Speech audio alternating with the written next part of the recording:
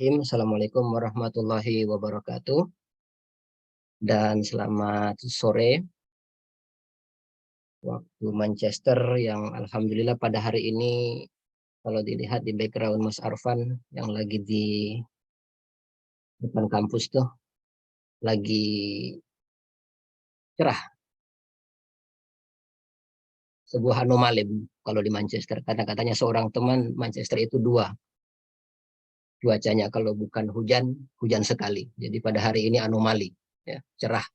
Nanti sebentar coba dikaitkan dengan climate change. Baik, selamat datang para peserta diskusi Selasar LPDP Manchester yang keempat, seri keempat. Dan pada topik yang keempat ini kita akan mengangkat topik tentang climate change. Kalau teman-teman lihat di flyer-flyer yang beredar, materi kita adalah seseorang yang, kalau tadi saya coba browsing di Google, nggak susah dapat info tentang beliau. Jadi beliau Bapak Ida Bagus Mandara Brasika. Beliau sekarang, mohon saya dikoreksi Mas Nara ya, Binara ya, kalau salah. Jadi beliau sekarang sedang mengambil PhD programnya di Exeter, University of Exeter. Jadi bisa dilihat di background Mas Nara juga. University of Exeter, beliau ambil S3. Dan beliau mengambil S2 beliau, itu kalau lihat datanya di Imperial College London, pembiayaan dari British Council. Kemudian S1 beliau di bidang meteorologi itu diambil di ITB 2010 sampai 2014. Beliau adalah dosen di Universitas Udayana sejak 2019. Tepatnya beliau berkiprah di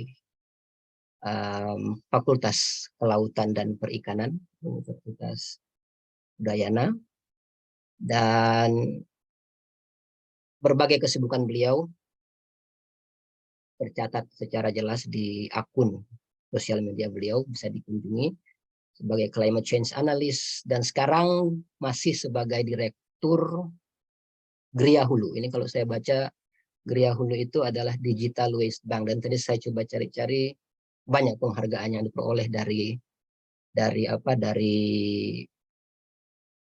kreasi Digital Waste Bank ini yang dikreasikan oleh Dinara ini. Nanti sebentar mungkin bisa disinggung terkait itu juga, Mas Nara ya.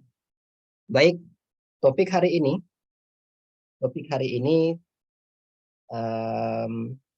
tentang tren, judulnya ya, Trend and Variability of Equatorial Asia Carbon Cycle on Changing Climate. Kita akan berdiskusi selama kurang lebih 1 jam ya, sampai pukul 5.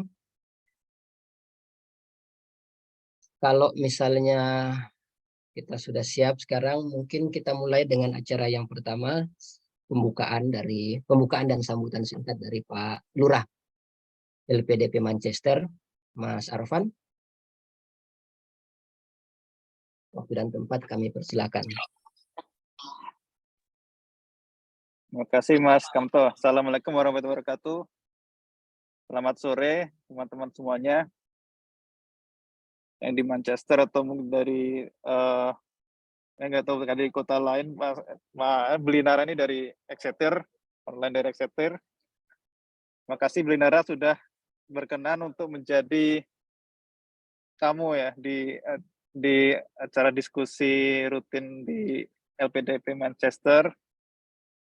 Kita udah yang keempat ini ya, jadi Belinara pembicara kita yang keempat, mati diskusi kita yang keempat.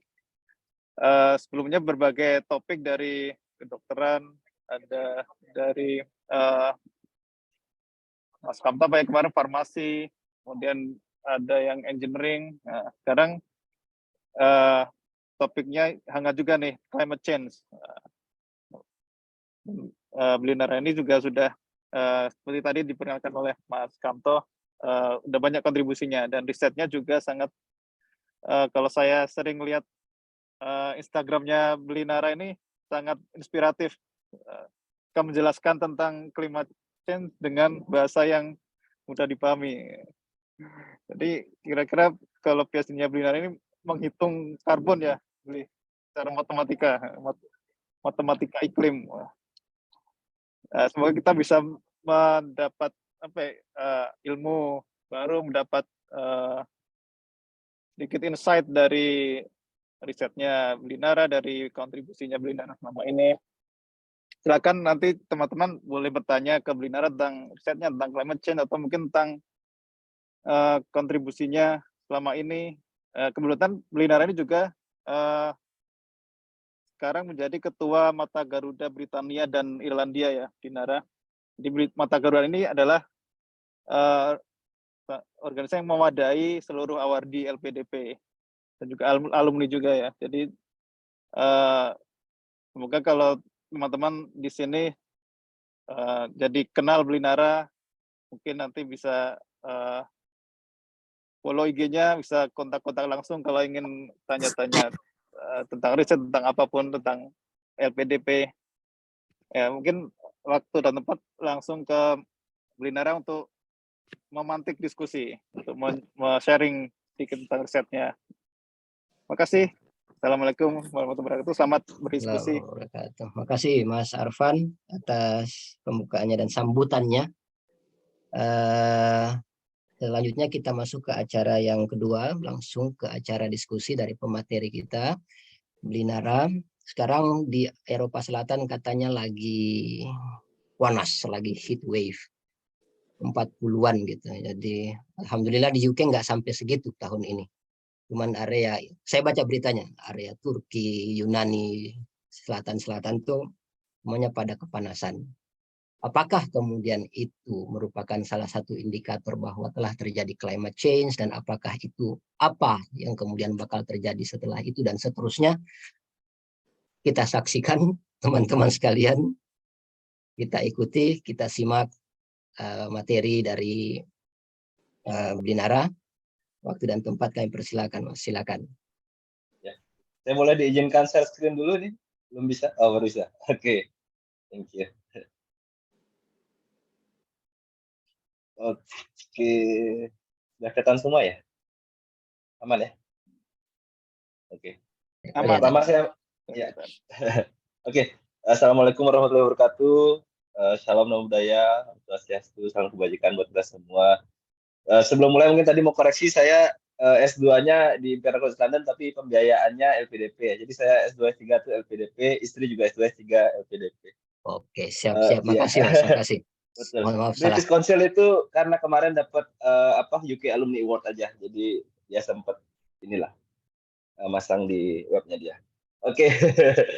Ya, kembali ke ini teman-teman, terima kasih banyak teman-teman Kelurahan Manchester sudah mengundang Mas Arfan terutama. Hari ini saya akan bawakan riset saya. Ini mohon maaf ini masih apa namanya ya, laporan tahun pertama saya. Jadi hasil kemarin saya habis ujian upgrade FIFA dan ini masih saya pakai yang sama. Jadi mungkin ya nanti saya bahasanya saya rapi-rapikan lah kurang lebih. Jadi ya mohon maaf tidak sempat karena baru banget selesainya. Ya jadi saya mau hari ini ngebahas tentang karbon. Jadi siklus karbon di ekuator Asia. Ekuator Asia itu kurang lebih Asia Tenggara lah, kurang lebih ya kalau mau gampangnya mengingatnya. Nah nanti hubungannya dengan climate change apa? Supervisornya Pierre Livingston dan Stephen Seeds. Dan sebelum saya masuk ke materinya, saya memperkenalkan dulu tentang supervisor saya. Ini namanya Pierre Livingston. Tahun 2019 majalah Reuters, media Reuters itu mengeluarkan 1000 ilmuwan iklim paling berpengaruh di dunia. Dan kebetulan nama saya tidak ada ya. Saya baru mulai di Wajar. Dan profesor saya ini nomor 3 di dunia, Universitas Exeter, Pierre itu. Kenapa beliau bisa menjadi salah satu yang paling berpengaruh di dunia itu karena risetnya salah satunya adalah global carbon budget ini. Ini bisa dilihat nanti di chat di Google Scholars. Ini saya baru tadi sekali capture sih. Global Carbon Budget 2021 itu kutipannya sampai 7 ribuan ya. Jadi karena memang Global Carbon Budget ini salah satu laporan yang paling banyak dikutip di dunia berkaitan dengan perubahan iklim. Nah, terus kenapa karbon? Sederhananya karena perubahan iklim itu sekitaran 60% ke atas itu dipengaruhi oleh karbon. Setelahnya itu ada metan, terus oksid, tapi nggak signifikan lah. Jadi kalau yang lain ada banyak gas lainnya lah. Tapi paling besar itu karbon 60%. Itu kenapa penting dan jadi kemarin saya juga baru ikut workshop dengan profesor saya jadi Global Carbon Budget ini penulisnya banyak banget, ada ratusan orang sehingga saya timnya besar banget seluruh dunia, namanya juga global ya. Tapi yang sangat menyedihkannya adalah sekian besarnya tim, ada satu wilayah yang dimana sama sekali tidak ada saintisnya. Jadi dari Brazil ada, dari Amerika ada, Afrika ada, nah satu wilayah yang ada, yaitu adalah Asia Tenggara.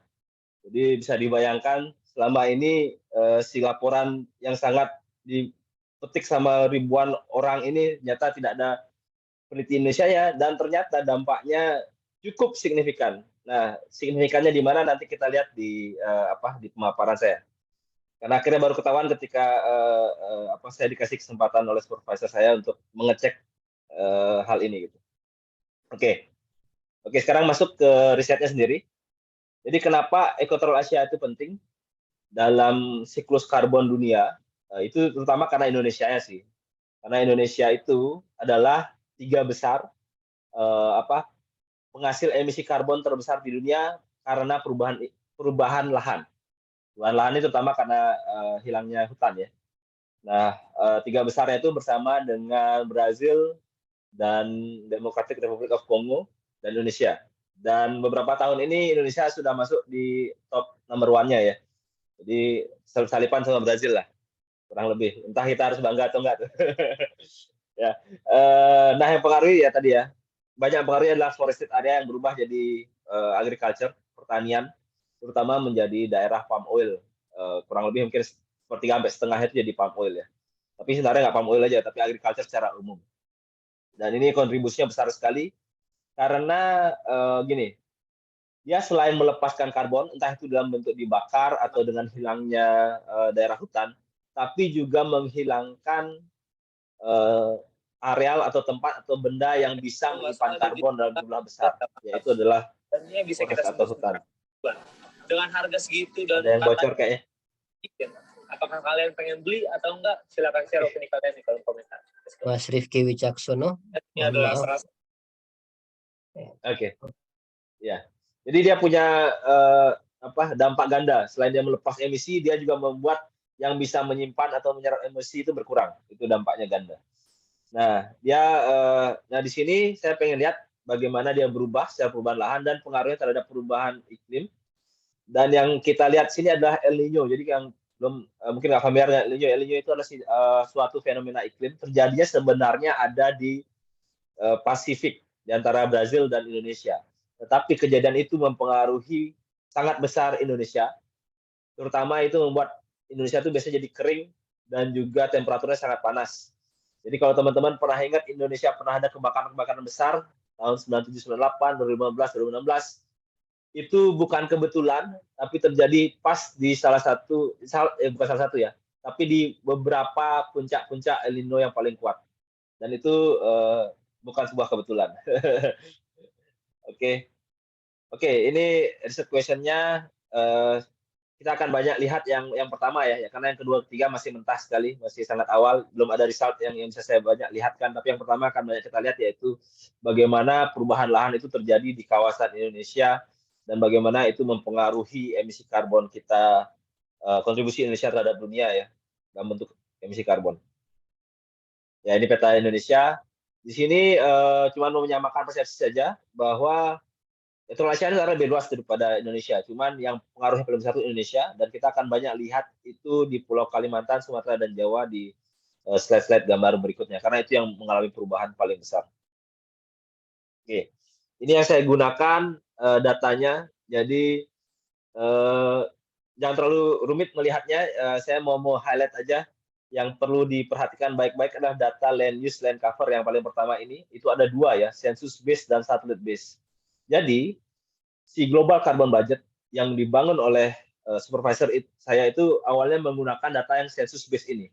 Namanya adalah HED 3.3.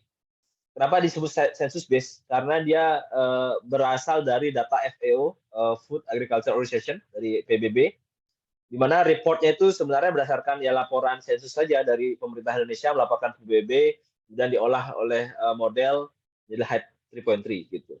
Nah, saya sendiri men-challenge data itu dengan menggunakan yang berbasis satelit yang namanya Map Biomass. Jadi yang selama ini census base kita mau compare nih dengan yang yang berbasis satelit dan bagaimana perubahannya, dampaknya. Oke. Kemudian ada climate dataset, ada carbon dataset, kemudian ada beberapa model yang saya gunakan. Cukup banyak sebenarnya modelnya, tapi saya tidak akan merinci semuanya. Tapi intinya model ini pertama dia menggambarkan perubahan lahan, model kedua itu tentang kebakaran, model ketiga adalah model atmosfernya, model keempatnya adalah kembali ke interaksi atmosfer dan juga perubahan lahannya. Sederhana gitu. Saya nggak akan rinci karena teman-teman background-nya pasti beragam. Oke. Ini nanti akan saya lihat. Jadi di kasus Indonesia terutama, yang paling besar pengaruhnya perubahan secara iklim itu ada dua sebenarnya, yaitu adalah precipitation dan surface temperature. Ini yang punya dampak besar terhadap karbon. Dalam artian dampak besarnya adalah pertama bisa memicu penyebaran api lebih cepat, kebakaran hutan dan segala macam. Di lain sisi juga tanpa kebakaran pun dia sangat mempengaruhi kemampuan tanaman dalam proses fotosintesis dan ujungnya adalah bagaimana dia menyerap dan melepas karbon gitu ya. Nah, selain itu saya juga ada tambahan data sih, yaitu adalah fotosintesis. PAR itu fotosintesis active radiation, radiasi dari fotosintesis, dan juga cloud fraction. Karena daerah hutan dan non hutan itu punya respon yang sangat berbeda terhadap perubahan curah hujan dan temperatur ini. Oke. Ini data karbon yang saya gunakan, saya nggak akan merinci. Ini adalah berbagai jenis data karbon dan banyak sekali. Kenapa menggunakan berbagai tipe? Ini ada yang tipenya itu adalah dia data dari model, ada yang tipe dari satelit, ada yang dari kombinasi dan segala macam. Kenapa? Jadi saya belajar dari supervisor saya di Global Carbon Budget itu bahwa sangat penting untuk tidak percaya terhadap model, sangat penting untuk tidak percaya pada satu single data set terhadap satu science. Jadi bagaimana mereka bisa sangat yakin terhadap hasil yang mereka lakukan karena dia mengcounter berbagai macam model dataset itu mereka adu. Jadi ketika dia menemukan pola yang sama, baru mereka akan bilang, oke, saya percaya dengan data ini. Gitu kurang lebih begitulah bagaimana mereka selama ini sistem bekerjanya. Oke, ini juga jadi total ada 39 model yang akan digunakan dan ini seluruh dunia. Jadi karena tadi saya ceritakan bahwa grup yang dimiliki oleh supervisor saya itu global. Jadi saya punya keuntungan yaitu punya akses terhadap semua dataset dan model mereka tanpa saya harus terlalu sulit-sulit mengembangkan semua dari nol, coding semua dari dasar, enggak. Jadi saya punya, jadi semua bisa diadu nih. Ini punyanya si Amerika, ini punyanya Cina, ini punyanya Eropa, punyanya Inggris. Jadi ketika mereka nih nggak pernah ngobrol semuanya buat model, kemudian akhirnya sama, nah itu kita yakin tuh bahwa dia benar gitu ya. Kurang lebih gitu. Itu kenapa modelnya sangat sangat banyak. Dan saya pakai punya orang semua. Oke, ini papernya sama dengan yang riset question tadi. Saya tidak akan bahas terlalu banyak. Intinya saya akan membandingkan dua dataset yang berdasarkan sensus FAO tadi dengan satelit dan bagaimana perubahannya terhadap perubahan lahan dan lanjutannya adalah perubahan emisi.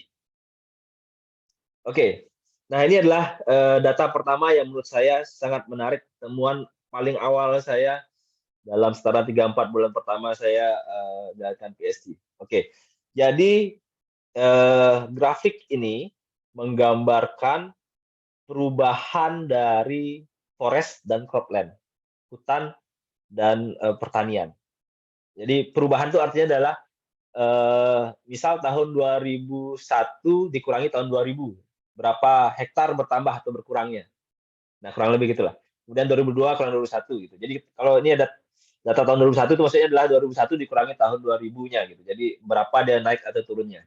Oke. Nah, yang garis putus-putus itu adalah yang sensus yang berasal dari data FAO. atau ya FAO. Kemudian yang garisnya tidak putus-putus, yang lurus itu adalah yang berdasarkan dari satelit. Oke. Nah, pertama saya mau ajak teman-teman lihat fokus untuk yang data satelit dulu, yang garisnya tidak putus-putus. Yang warnanya oranye itu adalah hutan, yang warnanya abu-abu itu adalah pertanian. Kalau teman-teman perhatikan baik-baik pola perubahan setiap tahunnya antara hutan dan juga pertanian itu seperti mirroring. Jadi kayak dia berkaca gitu loh. Jadi kalau hutannya berkurang 500.000 hektar, di tahun yang sama pertaniannya akan bertambah dalam jumlah yang hampir sama. Ya. Jadi kalau bisa diperhatikan tuh polanya tuh kayak ya hampir persis lah polanya, nggak persis sama ya, tapi kayak naik turun itu mirip banget gitu. Ini kita mengindikasikan bahwa memang perubahan hutan itu sangat lekat dengan perubahan pertanian, agriculture. Oke. Tapi itu berdasarkan berdasarkan satelit yang saya gunakan. Nah, ketika kita lihat data FAO, teman-teman bisa perhatikan garis yang putus-putus sekarang. Yang paling menarik adalah garis yang warna merah putus-putus, forest. Dari tahun 2001 sampai 2010, kalau teman-teman perhatikan baik-baik, itu garisnya lurus banget. Dan mungkin teman-teman sadar bahwa aneh ya, kalau kok bisa ya forestnya itu berkurang, jumlahnya persis sama sampai komanya setiap tahunnya selama berapa tuh? 9-10 tahun gitu ya.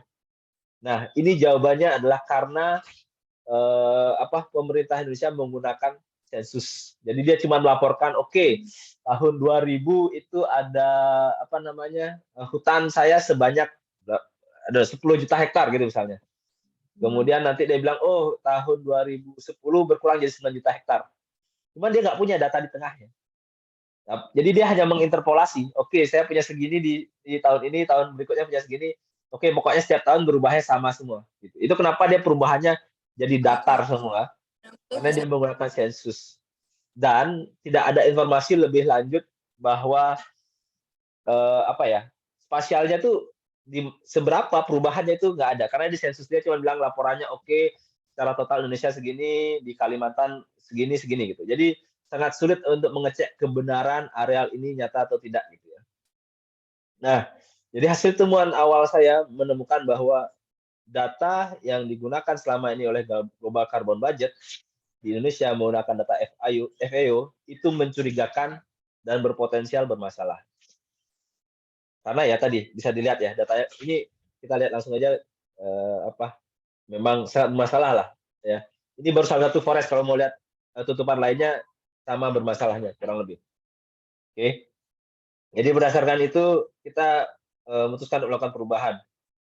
Nah, sebelumnya nah ini adalah data yang sama seperti tadi, tapi ini hanya cropland saja atau hanya pertanian antara sensus dan satelit. Yang di atas itu adalah data sensus, yang di bawah data satelit, dan 2000 dan dibandingkan tahun 2018. Nah, teman-teman bisa perhatikan, di data sensus, daerah cropland itu ada di Sumatera, Kalimantan, dan Jawa, tetapi warnanya itu tidak terlalu pekat, dalam artian bahwa cropland ini sedikit gitu ya. Tetapi tahun 2018, dia tuh berubah sangat, meningkat cukup drastis ya di 3 pulau utama ini gitu. Nah, ketika kita bandingkan dengan data satelit, di Sumatera, Jawa, dan Kalimantan, sebenarnya di tahun 2000, daerah pertanian itu sudah sangat pekat di daerah Sumatera dan juga daerah Jawa. Maksudnya, pertanian itu sudah banyak gitu. Dan terus berkembang di tahun 2018. Maksudnya naik ya, meskipun mungkin nggak terlalu kelihatan karena sama-sama pekat bagi teman-teman, tapi kalau perhatikan baik-baik itu sebenarnya naik, tapi sedikit, karena memang sejak tahun 2000 dia sudah banyak daerah pertaniannya. Nah, dengan merujuk lagi tadi pada data yang sebelumnya, yang sensus tadi yang mencurigakan, kita berhipotesis bahwa terjadi under report of data di sini yang dilakukan, tetapi selama ini tidak pernah bisa dicek. Dan ini juga selama ini kan karena tidak ada penelitian dari Indonesia juga, nggak ada yang mengencounter, datanya pun tidak ada.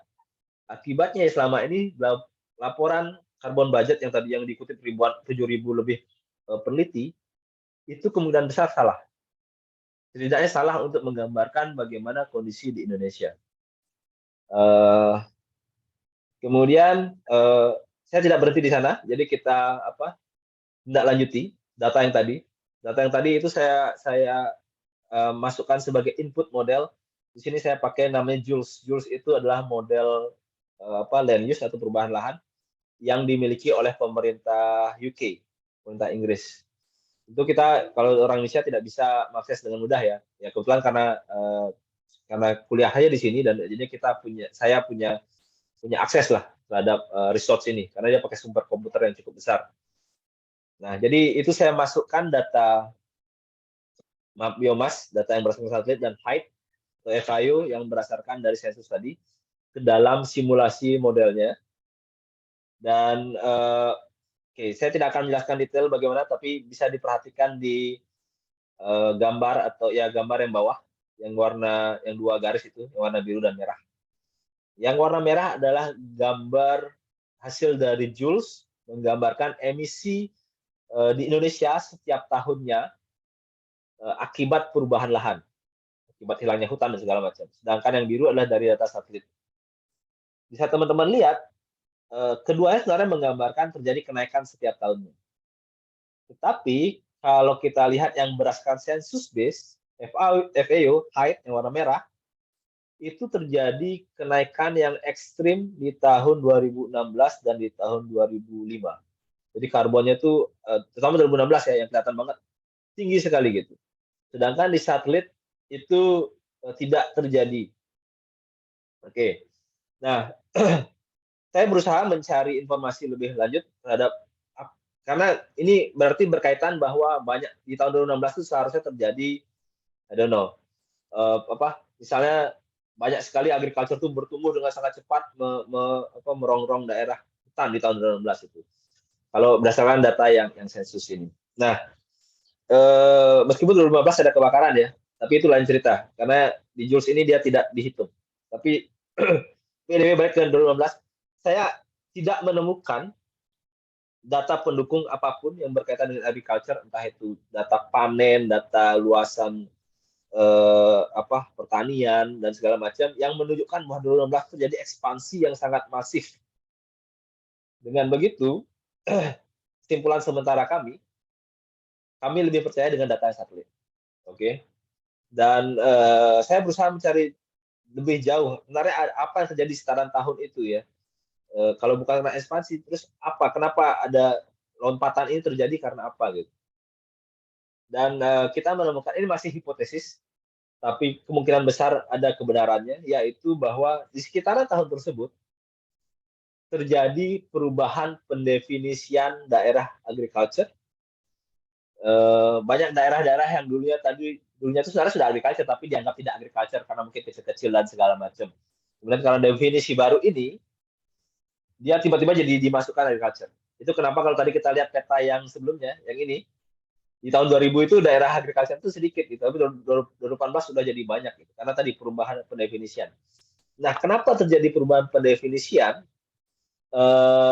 Kami menemukan di sekarang tahun itu terjadi carbon trading antara pemerintah Indonesia dengan pemerintah Norwegia.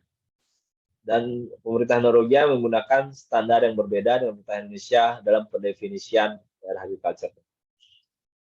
Ini masih hipotesis yang masih sangat perlu dicek lebih jauh ya. Tapi sampai saat ini saya masih meyakini itu kemungkinan besar yang mempengaruhi apa yang terjadi di tahun-tahun tersebut. Kurang lebih itu. Dan kalau kita lihat lagi, jadi tadi peta sebelumnya, yang ini adalah daerah cropland-nya. Jadi di mana cropland-nya. Nah, peta yang ini menggambarkanlah di mana daerah emisinya berubah paling besar. Ya. Kalau kita yang di atas adalah data sensus, yang di bawah data dari map biomass. Jadi ini tidak menggambarkan daerah cropland-nya secara langsung, tapi ini menggambarkan emisi karbon yang dihasilkan karena perubahan ke cropland tadi. Kita bisa lihat di daerah sensus itu, ternyata yang daerah yang sangat berbeda dengan data satelit adalah di dua pulau utama ya, yaitu di Sumatera dan Jawa. Jadi kalau benar terjadi perubahan pendefinisian, terjadi underreported sesuai dengan hipotesis awal tadi, kemungkinan besar itu terjadinya di Sumatera dan di Jawa. Oke. Dan akhirnya berdasarkan temuan tadi, akhirnya saya dikasih kesempatan untuk ngobrol dengan tim yang lebih besar di tim supervisor saya, dan akhirnya datanya diganti. Jadi data yang digunakan oleh Global Carbon Budget tadi, laporan yang besar tadi yang akan jadi laporan itu diterbitkan setiap tahun. Tahun ini akan terbit lagi di akhir tahun atau di awal tahun depan. Nah, itu dia diputuskan sudah tidak lagi menggunakan data FAO yang disuplai oleh negara kita, tapi akan menggunakan data satelit map biomas yang tadi saya gunakan. Dan ini hasil terbarunya. Jadi sekarang pola emisinya sudah sudah sesuai dengan satelit tadi. Okay. Secara spasial juga sekarang sudah mulai terlihat jauh lebih sesuai, meskipun masih ada sedikit variasi, tapi itu wajar. Tapi in general sekarang data yang baru sudah bisa menyesuaikan dengan satelit map biomas tadi. Oke. Itu paper 1 saya. Kemudian paper kedua saya ini masih sangat mentah, tapi saya akan lihatin sedikit saja. Karena tadi emisi itu berkaitan kuat dengan El Niño, terutama karena saat El Niño terjadi, daerah di Indonesia, terutama daerah, jadi sebenarnya gini, El Niño itu kan sebenarnya membuat Indonesia itu jadi sangat kering dan panas ya.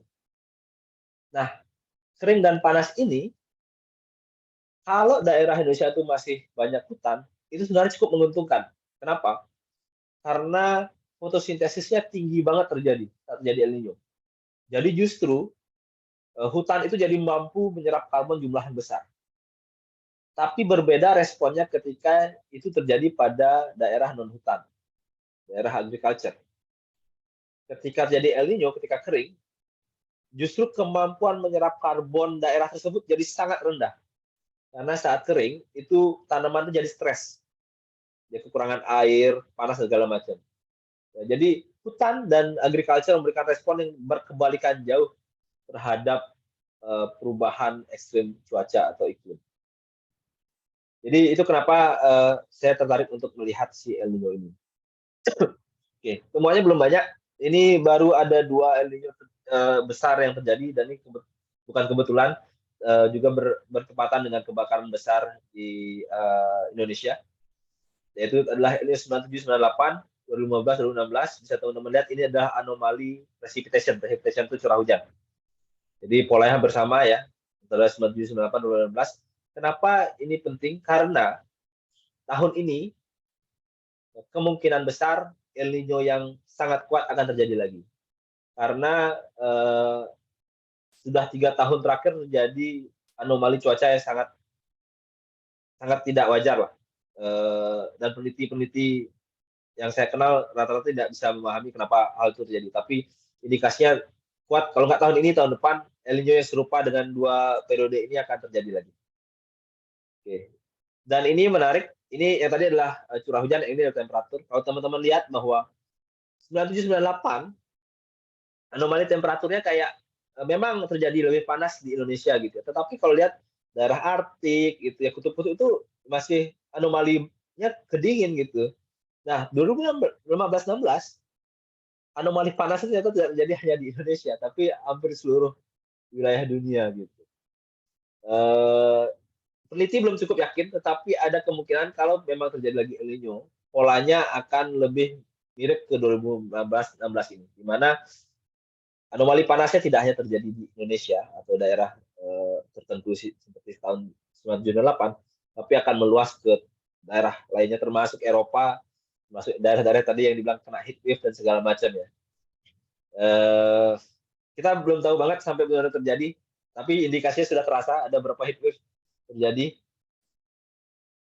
Dan ini juga berkaitan dengan, ini cuma sekilas sih, ini adalah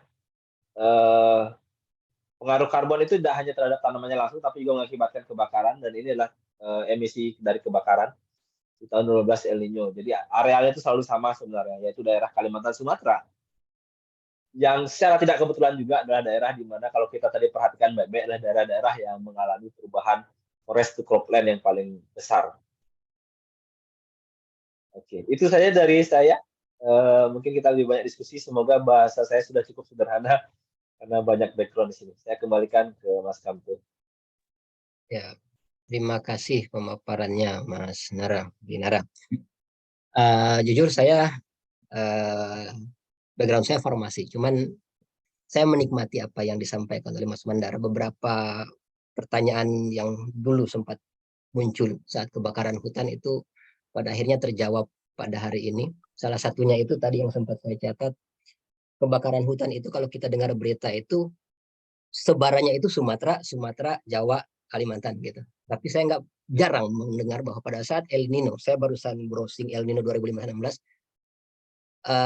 sangat jarang ada hotspot gitu di area Papua, area Sulawesi gitu. Apakah itu kemudian terkait dengan masih terjaganya vegetasi hutan di sana, seperti tadi yang disampaikan oleh Mas Mandara tadi? Kalau hutannya masih bagus, maka dia bisa menyerap karbon dioksida dalam fotosintesis dan kemudian itu pada ujungnya mengurangi potensi terjadinya kebakaran. Gitu. Oke. Saya jawab ya Mas Kamto ya. Ya itu sebagai pemantik aja, sebagai pemantik. Kalau misalnya teman-teman lain mau bertanya silakan, bisa lewat chat atau bisa lewat langsung pertanyaan langsung, silakan. Oke. Saya jawab dulu apa mau ada ya, tanya lagi? Boleh sambil menunggu pertanyaan. Jadi gini. Jadi si hutan Indonesia itu bukan hutan biasa. Hutan Indonesia itu dikenal dengan hutan hujan tropis. Berdasarkan riset, bukan saya yang lakuin, hutan hujan tropis itu lembabnya luar biasa. Yang artinya bahkan di saat kering El Nino yang paling parah pun hampir mustahil secara alami hutan Indonesia itu bisa terbakar. Karena meskipun ya sumber api alami apa sih, paling petir gitu ya. Ya kalaupun ada yang terbakar kan 1-2 pohon, dia nggak akan bisa nyebar luas karena sangat lembab. Dan mana ada petir yang tidak beriringan dengan hujan lebat ya.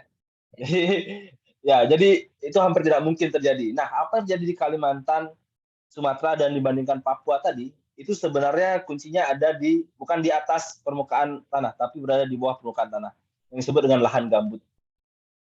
Jadi ini bahasanya lebih beda lagi sih. Jadi lahan gambut, ya lahan gambut itu seperti spon gitu, dia menyimpan air di jumlah besar. Tetapi kalau dia dikeringkan itu kering banget, jadi sumber api yang nggak akan pernah bisa dimatikan, karena apinya berada di bawah tanah, jadi kita nggak tahu sumber apinya ada di mana. Nah di Kalimantan Sumatera itu prosesnya terjadi api kebagian besar adalah daerah gambutnya itu dikeringkan, dan mustahil lah bilang itu alami kering sendiri, itu udah nggak mungkin lah. Jadi saya nggak perlu nunjuk, kita sama-sama tahu bahwa terjadi sesuatu yang tidak secara alami. Dan di Papua itu tidak terjadi gitu, karena ya I don't know, mungkin belum tertarik aja. Oke, ada faktor lain ternyata ya. Ya, makasih. Ada pertanyaan dari Mas Noval, Prayuda Noval Wijaya. Mas Noval kalau mau bertanya langsung boleh, tapi kalau misalnya saya bacakan, saya akan bacakan. Dari Mas Noval, pendapat Blinara terkait. Oh ya, silakan Mas Noval kalau mau bertanya langsung, silakan. Ya, terima kasih Mas Kamto. Terima kasih juga Blinara, pemaparan materinya luar biasa ya. Jadi ini kan memang climate change ini kan usahanya udah lama ya, dan ini kan juga global. Nah, sekarang nih global nih mulai nunjuk Indonesia, karena Indonesia sendiri effortnya dikatakan atau dibilang terlambat ya di mata dunia ya. Padahal kalau dibandingkan kontribusinya, sebenarnya revolusi industri kan bukan dari Indonesia ya, tapi kan dari Barat, apalagi ya Manchester ya. Manchester pertama kali industri revolusi kan di sini ya. Nah, akhirnya pemerintah ngomongnya ya kita memang terlambat buat menanggulangi, tapi bukan kita yang kontribusi duluan, kalian kontribusi duluan. Akhirnya kan tujuh menunjuk ya. Tapi di satu sisi pemerintah sendiri ini programnya juga ada beberapa yang kontraproduktif ya. Salah satunya food estate ini. Nah, food estate ini kan lagi dibahas ya. Keberhasilannya seperti apa, sukses atau enggak. Dan kemarin lagi disorot malah dampaknya terhadap lingkungan gitu, malah berdampak negatif. Nah, ini dari Blinara nih pendapatnya apa sih terhadap program food estate? Terus bagaimana sih food estate itu sebenarnya kan niatnya baik ya supaya ketahanan pangan kita bisa tercapai gitu. Nah, bagaimana sih bisa supaya program food estate ini bisa mencapai tujuannya, tapi juga nggak memberikan dampak negatif gitu terhadap lingkungan? Ya, terima kasih, Bu Linara. Ya, ya pertama saya mungkin mau mention tentang tadi ya, perihal saling tunjuk itu ya. Jadi bahwa benar ya tadi urutannya ada UK dulu, kemudian Amerika, UK, Uni Eropa, dan sekarang Amerika topnya. Dan memang kalau dibaca laporan carbon budget itu sumber utama emisi itu dua yang utama ya, fosil dan juga eh, perubahan lahan. Fosil itu setara 60%, perubahan lahan itu setara 30%, tetapi tahun-tahun terakhir itu presentasinya kalau nggak salah udah 80% dari fosil ya. Nah, cuman kenapa Indonesia dan Brazil dan Kongo ini masih sangat signifikan karena di isu perubahan lahan ya tadi ya, bukan masalah sekedar emisinya berapa dilepas, tetapi ketika perubahan lahan itu terjadi, kemampuan menangkap karbonnya itu juga berkurang jauh. Dan kabar buruknya, belajar dari pengalaman UK, Uni Eropa dan segala macam, mengembalikan hutan itu nggak bisa dalam waktu 1-2 tahun. Mau kita tiba-tiba semua orang nanam mangrove, semua orang nanam tanaman itu nggak bisa karena tanaman butuh waktu 30-50 tahun paling cepat untuk bisa mengembalikan kemampuannya menyerap karbon dalam jumlah yang sama. Dan itu baru as a single tree ya, belum sebagai ekosistem ya, karena ekosistemnya kan beda lagi dan itu ratusan ribuan tahun. Itu kenapa dia signifikan. Nah, kemudian tentang food estate, pertama saya mungkin belum punya data food estate itu akan seberapa besar dan di segala macam. Tapi yang bisa kita pelajari dari data tadi, bahkan sebelum food estate hadir pun, itu Indonesia itu masih sampai hari ini, sampai tahun ini, setiap tahunnya kehilangan setara 500.000 hektar hutan, dan hampir waktu yang sama 500.000 hektar pertanian bertambah. Ya. Dan tadi saya cek itu berapa ya? Jadi kalau selama 20 tahun kita sudah kehilangan 10% selama 20. Tapi kalau kita cek lebih panjang lebih besar lagi. Nah, ini jadi pertanyaannya lah, kalaupun mau buat food estate nih, mau di mana gitu. Ya, pasti cari yang fertil kan. Cari fertil pasti lahan hutan yang pastinya fertil gitu. Jadi bayangkan tanpa ada food estate saja kita sudah kehilangan sekian banyak, apalagi nanti ada food estate, ada IKN dan segala macam, pasti tekanan terhadap alamnya jauh lebih tinggi. Terus bagaimana dia membuat efisien? Nah, ini mungkin pertanyaannya saya tidak bisa jawab karena itu mungkin perlu ahli di bidang food, agriculture dan segala macam. Tapi yang saya bisa jawab bahwa itu akan memperparah kontribusi kita terhadap emisi karbon. Oh ya, dan satu tambahan lagi yang sangat menarik dari Global Carbon Budget, dia memprediksi jika tidak ada perubahan perilaku dari negara, maksudnya kita masih berlaku semua sama seperti ini, kurang lebih kita hanya punya waktu sekitaran 9 tahun untuk sampai ke tipping point. Tipping point itu artinya kondisi iklim yang nggak bisa dikembalikan lagi. Jadi waktu kita sebenarnya cukup pendek, 9 tahun. Ya, saya cuma bisa jawab sampai sana kira-kira Mas Noval. Mungkin yang lebih jauh tentang efisiensi saya tidak mampu. Baik, terima kasih, Bu Linara. Ya, terima kasih Mas Noval dan terima kasih Mas Nara sudah menyampaikan diskusinya, responnya. Dan ini masih ada 4 pertanyaan di kolom chat kita. Yang pertama dari Mas Hansen, dari Vincentius Hansen. Beliau sedang mengerjakan disertasi yang terkait dengan circularity of geothermal in Indonesia. Beliau bertanya tentang sumber website atau bentuk lain di mana beliau bisa dapatkan data untuk perhitungan lifetime geothermal plant di Indonesia. Kalau mau lebih jelas penyampaiannya mungkin Mas Hasan bisa sampaikan sendiri, silakan. Oke, terima kasih Kak Sukanto. Halo Blinara, terima kasih untuk penyampaiannya. Jadi karena tadi Blinara ada menyebutkan bahwa Profesor Blinara itu punya koneksi global yang jadi data-datanya mungkin lebih gampang gitu. Mungkin apakah ada kayak data-data mengenai geothermal plant di Indonesia gitu? Karena saya sekarang lagi fokus disertasi di sana, itu sih Blinara. Oke. Jawabannya dari saya tidak punya dan kemungkinan besar tidak ada karena dia sangat fokus ke karbon ya. Dan satu isu lagi sih, salah satu yang membuat laporan Indonesia bukan hanya terhadap saintis yang sangat jarang, datanya sangat susah dicari. Oke. Jadi saya rasa bukan hanya di kasus geothermal, di kasus saya juga data itu langka banget. Saya rasa di yang lain juga sangat sulit. Itu kenapa misalnya kemarin Indonesia laporkan FAO itu nggak bisa ada yang gugat, nggak ada yang berani ngelawan karena nggak punya pembanding apapun sebelumnya gitu. Sekarang kita punya satelit, jadi kita bisa encounter gitu. Nah, saya nggak tahu nih di kasus geothermal seperti apa, tapi saya yakin pasti sangat sulit juga datanya. Oke. Itu mungkin Mas Hanson. Pertanyaan kedua boleh, Kak? Ya silakan, singkat. Jadi pertanyaan kedua ini mungkin sebagai kapasitas Blinara sebagai ketua Mata Garuda Inggris dan Irlandia. Saya mau bertanya apakah ada kayak kalau dari kemarin kan PPIGM itu ada career fair gitu buat anak-anak master yang mungkin udah mau lulus, dan saya taunya dari LPDP itu ada nanti festival di Jakarta kan, cuman itu kita kan nggak bisa join untuk career fair-nya. Mungkin dari Mata Garuda ada nggak yang buat untuk maksudnya untuk mahasiswa Inggris yang baru mau lulus gitu, karena kan kita kalau dibanding US mereka udah pada lulus dan udah pada pulang, jadi mungkin udah bisa ikut career fair-nya dari LPDP yang di Jakarta gitu, Pak. Terima kasih.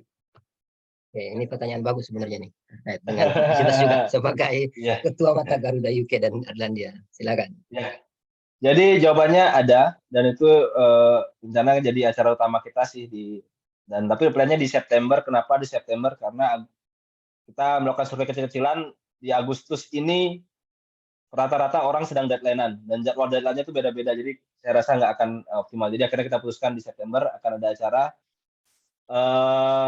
Kabar baiknya adalah ternyata kita juga baru tahu banyak sekali institusi di Indonesia yang sangat tertarik secara fokus mau merekrut worthy LPDP luar negeri, terutama Inggris. Jadi mereka nggak pengen kayak open for all gitu sebenarnya, kayak cuman fokus pengen worthy LPDP. Kenapa fokus mau cari worthy LPDP? Kasarnya mereka mempermudah mereka melakukan seleksi lah. Jadi mereka nggak perlu pelatihan apa-apa gitu misalnya. Maksudnya dikurangi lah mungkin. Dan itu sudah ada beberapa institusi yang secara terbuka, maksudnya terbukanya ke saya, bukan ke publik ya, itu menyatakan mau cari award di LPDP. Dan saya rasa masih banyak lagi ya yang serupa seperti itu. Jadi sekarang kita berusaha untuk jembatanin mereka-mereka yang mau ini dan juga teman-teman LPDP. Saya belum bisa bilang institusinya apa saja karena belum final deal, tapi ya nanti pasti akan kita sampaikan. Oke, terima kasih. Terima kasih, Binara. Jadi semoga persiapan untuk acara yang tadi disampaikan bisa lancar sehingga kita bisa mendapatkan benefit dari acara Mata Garuda UK dan Irlandia itu. Kita lanjut, masih ada 3 pertanyaan tersisa kalau nggak salah. Dari Mas Rifki Wicaksono Haris tentang blue carbon. Ini Binara. Sumber karbon dari pesisir, apakah itu dimasukkan dalam pendataan karbon? Kalau mau lebih jelas, mungkin Mas Rifki bisa tanya langsung. Silakan.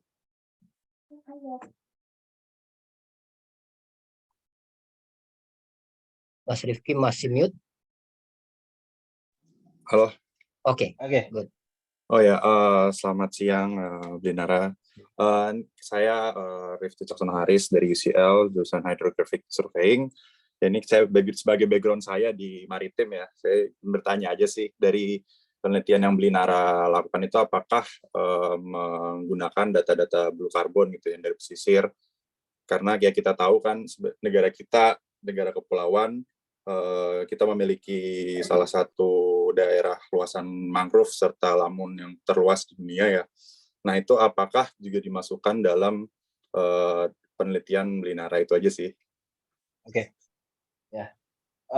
Jawabannya adalah Jawabannya adalah belum. Jadi berdasarkan data yang global carbon budget tadi, yang secara dunia itu blue carbon ini masih belum dihitung, masih dianggap minor gitu ya dibandingkan dengan hutan dan segala macam. Dan karena secara global, ini hitungan global ya, belum level Indonesia nih. secara global tidak semua negara punya potensi sebesar Indonesia dalam case blue carbon.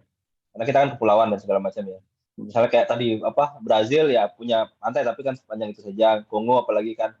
Nah, case-nya ini spesial Indonesia gitu. Dan setahu saya kan blue carbon itu yang utama itu ada 3 ya, mangrove, lamun, rumput laut tapi kecil ya. Yang paling besar paling dari mangrove ya, utama dari sedimennya. Nah ini sama sekali belum masuk gitu. Nah tapi saya rencana akan memasukkan. Jadi tadi ya karena kembali ke situasi tadi nyata di daerah Southeast Asia ini kan nggak ada sama sekali ilmuannya. Jadi profesor saya mempercayakan saya untuk menyelesaikan untuk laporan Indonesia Carbon Budget. Dan saya plannya akan masukkan mangrove karena di data map biomas itu sebenarnya ada mangrove, jadi saya bisa punya at least mangrove ya. Kalau mungkin lamun lebih agak sulit, tapi mangrove masih bisa. Jadi saya plan sih akan masukkan mangrove. Oke. Itu aja sih mungkin Ya. ya karena saya juga memiliki dulu saya S1 di ilmu kelautan, salah satu topik yang cukup hangat ya buat anak kelautan dulu perhitungan blue carbon dari satelit ya. Jadi ya kalau dimasukkan dalam penelitian Blinara sangat bagus ya. Karena sesuai dengan Indonesia. Ground check-nya itu yang berat ya. Iya, ground check-nya memang berat. Aduh, menyiksa itu. Terima kasih Mas Rizky. Ya, blue carbon. Ini insight baru juga, blue carbon. Kemudian dari 3 pertanyaan terakhir nih. Mas Bahrul ya, Mas Bahrul ini mungkin bisa langsung disampaikan ya, ini lebih teknis tadi tentang coding, tentang Earth Engine. Ya, silakan Mas Bahrul. Ya, halo Blinara, ya halo semuanya. Ya sebelumnya saya Bahrul, ya sebenarnya baru mau masuk sih nanti fintech tahun ini ya untuk PhD di sosial. Ya, semoga lancar Mas, semoga lancar. Ya, ya mungkin ini sih kalau tadi kan ya ini kan topiknya agak remote sensing ya kalau tadi lihatnya sih. Mungkin karena dikasih ngomong mungkin agak sedikit ada 2 pertanyaan mungkin ya. Mungkin yang pertama ya yang di chat tadi mungkin codingnya, maksudnya ya apakah melibatkan pemrograman? Kalau saya sih sejak saat ini sebenarnya kan memang lagi riset juga sih di Monash Indo kan itu remote sensing, tapi ya memang untuk toolsnya kebanyakan memang pakai Google Earth Engine gitu. Nah kalau Blinara apakah pakai itu juga atau pakai misalnya ArcGIS atau apa gitu. Yang kedua itu resolusi gambarnya sejauh apa ya gitu, dan perhitungannya itu gimana gitu, penasaran aja sih apakah dia by pixel atau gimana gitu. Nah itu sih Bli. Terima kasih. Ya. Oke. Ya. Pertama tools yang saya gunakan itu ya Google Earth Engine pastinya. Jadi ada beberapa step ya. Kalau yang untuk remote sensing-nya itu saya pakai Google Earth Engine dan juga ArcGIS Pro. Google Earth Engine map biomas itu sudah ada di Google Earth Engine, jadi bisa gampang tinggal di search saja. Dan dia itu sebenarnya adalah olahan data Landsat yang dilakukan oleh beberapa yayasan Indonesia. Jadi dia Landsat, kemudian dia ground checking oleh yayasan-yayasan inilah. Jadi kualitinya sudah oke, resolusinya bagus, 30 meter, dan dia sudah langsung mengkategorikan beberapa tutupan lahan utama ya, hutan, palm oil, mangrove gitu, yang sangat ciri khas Indonesia itu dia sudah ada. Jadi bisa sangat digunakan. Kemudian yang saya gunakan selain Google Earth Engine dan ArcGIS Pro, saya pakai R untuk ngolah beberapa dataset, dan juga kalau untuk Jules yang model yang digunakan UK itu saya pakai Fortran codingnya. Dan apalagi ya tadi ya, datanya tadi ya 30 meter, apalagi ya? Ya, itu kayaknya. Ada yang keluar nggak ya? Oh iya, GEE-nya kalau boleh tahu JavaScript atau Python? Python. Ya, Python. Oh, ya udah mungkin itu aja Mas. Terima kasih. Terima kasih Mas Bahrul. Ini kita selesaikan 3 pertanyaan terakhir Mas Blinara ya. Siap. Oke, terima kasih atas waktunya. Semoga 10 menit ke depan kita bisa selesaikan seluruh sesinya. Dari Mbak Agnes, Agnes Yasera tentang definisi perubahan definisi agriculture yang tadi sempat disinggung. Apa bedanya definisi agriculture sebelumnya dan yang dipakai setelah itu, sempat tadi disinggung. Oke, perubahan definisinya gini. Kalau saya tangkap ya, ada banyak daerah-daerah agriculture yang kan Indonesia itu cara satu ciri khasnya dia banyak punya agriculture yang ukurannya kecil-kecil. Ya, tidak, kalau di Brasil tuh gede-gede banget gitu. Ini mungkin berapa hektar gitu. Nah dulu tuh di definisi yang lama itu dianggap kayak ya open area aja, bukan dihitung sebagai agriculture gitu. Dan ada beberapa jenis tutupan lahan yang tidak masuk agriculture, dianggap perkebunan apa misalnya gitu ya. Jadi nggak dimasukkan. Nah di definisi yang baru daerah kecil-kecilan itu dihitung, kemudian banyak yang selama ini tidak dianggap sebagai agriculture dimasukkan agriculture. Saya tidak tahu persisnya apa saja yang masuk ya, tapi kurang lebih itu yang membuat kenapa underreported di zaman yang dulu gitu. 2010. Betul. Ya, semoga jawabannya dapat memenuhi ekspektasi Mbak Agnes terkait dengan jawaban dari pertanyaannya tadi. Kemudian 2 pertanyaan terakhir ini saling berkaitan dari Pak Yusuf Musa dan dari mohon maaf Mbak atau Mas Ponti Hutapea. Kalau dari Pak Yusuf, beliau mencantumkan di situ tentang Peraturan Menteri Lingkungan Hidup Nomor 7 2023 tentang perdagangan karbon sektor kehutanan. Terdapat ketentuan dokumen rancangan aksi mitigasi perubahan iklim. Apakah temuan Blinara tersebut dapat dijadikan sebagai dokumen untuk peraturan ini? Gitu mungkin Pak Yusuf ya. Kalau mau diperjelas lagi silakan. Mungkin boleh izin memperjelas pertanyaannya. Boleh, silakan. Oke, Silakan. terima kasih sebelumnya Nara. Kebetulan kalau saya dari umum saja, bukan peneliti ataupun dari teman-teman LPDP. Blinara tadi pemaparannya terkait permodelan terkait iklim ataupun di kehutanannya begitu ya Blinara.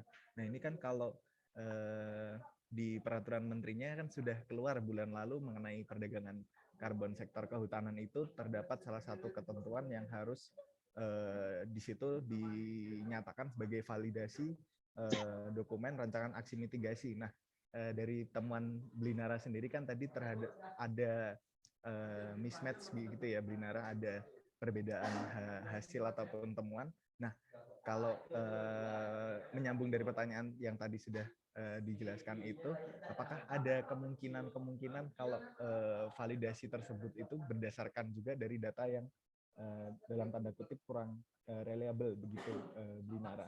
Mungkin kaitannya sebagai membahas gimana sih potensinya perdagangan karbon di sektor kehutanan di Indonesia. Mungkin kurang lebih seperti itu saja Blinara. Terima kasih semuanya. Terima kasih Blinara. Oke Pak Yusuf. Langsung saya jawab langsung dengan yang kedua ya. Yang kedua tadi ya, boleh ya, di tentang perdagangan karbon tanah air, apakah sudah dimulai atau belum, apakah private atau pemerintah yang mengelola itu, silakan. Oke, pertama begini, perihal karbon ini, jadi saya juga baru tahu. Jadi ketika kemarin saya ikut tim global supervisor saya itu, jadi salah satu pimpinannya itu menyatakan begini, di Indonesia itu sebenarnya banyak ada peneliti hebat ya, tentang karbon, tetapi tidak satu pun dari mereka yang meneliti sebagai big picture. Nah ini saya juga baru sadar. Jadi kayak dia tahu karbon, misalnya karbon, blue karbon saja atau peat saja gitu. Jadi kayak pecah-pecah kecil-kecil gitu. Nggak ada yang mau ngebahas sebagai Indonesia carbon budget, sebagai total perhitungan antara blue carbon, hutan, dan segala macam. Karena itu nggak ada gitu. Nah disitulah kekosongan yang saya mau berusaha isi gitu ya. Karena kalau tidak ada yang melakukan perhitungan total ini, itu bagaimana kita bisa menjadikan dasar untuk perhitungan kelanjutannya ya, mau tadi trading atau segala macam, itu background-nya nggak ada gitu. Nah itu jadi pertanyaannya apakah bisa nanti gitu ya, tentunya. Dan saya sih rencana mau ngobrol juga sama pihak Kementerian LHK terutama agar merubah lah polanya yang dulunya pakai data sensus gitu, bisa full dengan target dan bisa di ground check dan bisa kita pakai bersama gitu. Nah kemudian tapi nggak tahu nanti ya pemerintahnya terbuka atau enggak gitu ya, takutnya tersinggung juga. Semoga terbuka. Kemudian berkaitan lagi dengan carbon trade. Carbon trade itu sebenarnya sudah berjalan secara kecil-kecilan lah selama ini. Saya tahu ada beberapa institusi yang memegang hak terhadap hutan di Kalimantan, terutama Kalimantan, Sumatera, Papua, itu yang dia dijaga hutannya agar dia dapat masukan dari beberapa perusahaan luar. Nah, itu sudah jalan dan uangnya uang besar, lumayan lah. Dan tapi di tahun ini, saya baru cek tadi pagi postingannya, itu sudah resmi penandatanganan antara Kemenhk dengan OJK, Otoritas Jasa Keuangan, perihal carbon trade. Jadi sebentar lagi itu akan jadi lebih besar dalam artian bahwa akan diregulasi penuh oleh pemerintah gitu ya. Pemerintah akan ambil andil penuh gitu terhadap carbon trade ini gitu. Jadi saya rasa kalau teman-teman tertarik di isu trade karbon, ini momentumnya lagi pas banget gitu ya. Karena kalau dulu mungkin agak lebih susah karena institusinya belum mendukung. Ini sekarang sudah nyata-nyata pemerintah bilang iya, OJK lembaga keuangan sudah bilang iya pengawasannya. Bahkan kemarin pas wakil OJK datang ke London itu kita ngobrol juga, dia juga menyatakan hal yang sama. Mereka sudah bersiap-siap, peraturannya juga sudah ready. Jadi ini momentum yang bagus banget kalau teman-teman mau dari sisi ekonominya mau lihat dari carbon trade-nya, ini waktu yang pas banget buat teman-teman. Oke, terima kasih Binara. Jadi 2 pertanyaan terakhir telah direspon oleh Binara. Dan mohon maaf Bapak dan Ibu peserta Selasar hari ini kita cukupkan ya sampai titik ini. Di kolom chat ada Mas Roland Bineri menyampaikan ada semacam insight baru tentang data, bisa dilihat juga oleh para peserta. Baik, karena keterbatasan waktu kita harus menyudahi diskusi Selasar seri 4 ini. Tentu saja kita mengucapkan terima kasih banyak atas kesediaan Mas atau Blinara menyampaikan materinya. Terima kasih atas waktunya, terima kasih atas ilmunya, terima kasih atas insight-nya. Dan tentu saja ini tidak berakhir sampai di sini, karena mungkin di offline meeting mungkin kalau ada yang ketemu dan ingin lebih jauh berdiskusi dengan Blinara, mungkin bisa, tentu saja Blinara akan dengan tangan terbuka menyambutnya. Gitu Pak ya? Betul. Baik, sebagai penutup, Mas Arfan gimana, ada yang mau disampaikan? Ya, terima kasih aja buat Linara sudah mau sharing, diskusi, sangat menarik sekali, banyak pertanyaan karena memang climate change ini terkait ke mana-mana ya, sangat besar dampaknya ke segala bidang, jadi semua bidang pasti akan terkait dengan climate change ini. Ya saya promosi dikit nih buat Linara, silakan follow aja Instagramnya Mandara Brasika ya. Saya suka lihat sangat inspiratif, banyak sekali postingannya yang memberikan ilmu tentang climate change, sharing-sharing tentang sekolah di UK juga. Itu aja. Jadi kalau mau kontak langsung itu bisa sama Linara lewat IG. Oke, terima kasih Linara, sampai ketemu lagi di lain kesempatan di acara-acara selanjutnya. Oke, sebelum ini kita foto bersama ya. Ya, mungkin foto. Bisa langsung Pak Lurah yang ini screenshot. Ya. Sebagai dokumentasi. Baik. Kalau Bapak dan Ibu berkenan untuk mengaktifkan videonya, dipersilakan. Nanti akan di screenshot sama Pak Lurah, Mas Arfan. Oke, biasanya kita hitungan ke-1, cuman kamera kedua kita klik reaction tepuk tangan sama-sama. Nanti ketiga saya screenshot. Oke. 1, 2.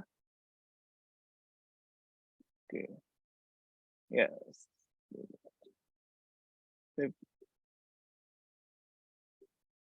Oke, terima kasih teman-teman yang sudah hadir. Terima kasih Blinara, Oke. Mas Kamto. Terima kasih ya Mas Arfan atas waktunya juga pada hari ini. Semoga lancar-lancar untuk Blinara, semoga lancar-lancar studinya. Kita semua semoga lancar-lancar segala urusannya. Amin. Sampai jumpa di momen diskusi Selasar seri-seri selanjutnya.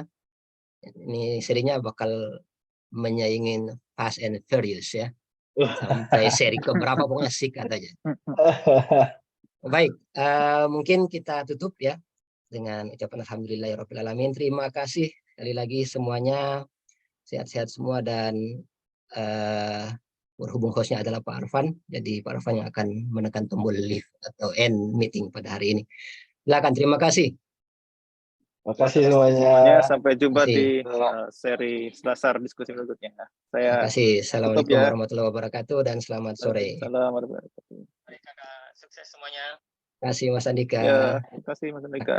Kakak Andika. Kakak Andika. Ternyata